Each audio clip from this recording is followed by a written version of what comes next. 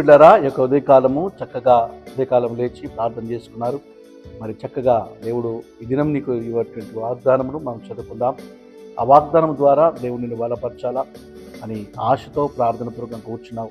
కానీ దేవుడు ఇక్కడ మాట్లాడినప్పుడు ఆ యొక్క బలము, ఆ యొక్క అభిషేకము వాక్యం ద్వారా నీకు నీ కుటుంబానికి ప్రభు అనుగ్రహించిపోతా ఉన్నాడు.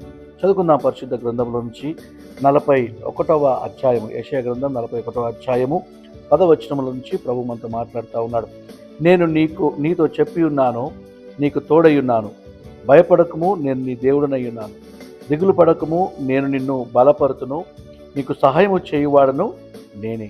చూడండి, ఈ దినము మనకున్నటువంటి అనేక శ్రమలు, కష్టాలు, ఇబ్బందుల్లో మనం అనేక ఒంటరితనాన్ని అనుభవిస్తూ ఉంటాం. కానీ మనం జ్ఞాపకం చేసుకోవాలా, మన దేవుడు మనకు తోడుగా ఉన్నాడు. ఇక్కడ వాక్యం అంటా ఉంది, భయపడకము, నేను నీ దేవుడనై ఉన్నాను, దిగులు పడకము, నేను నిన్ను బలపరుతును. ఆయన మనల్ని బలపరిచే దేవుడుగా ఉంటా ఉన్నాడు. నీకున్నటువంటి భయము, పిరికితనము, అవిశ్వాసం అంతా తొలగించేసి పక్కకు పెట్టేసి భయపడక ధైర్యంగా మన ప్రభు మనతో ఉన్నాడని ఈ దినాన్ని ప్రారంభించు. ప్రార్థనపూర్వకంగా నువ్వు తలపెట్టిన ప్రతి పనిని విశ్వాసముతో ఆయన నామములో ప్రార్థనపూర్వకంగా జరిగించు. దేవుడు కృపను అనుగ్రహిస్తాడు. God bless you.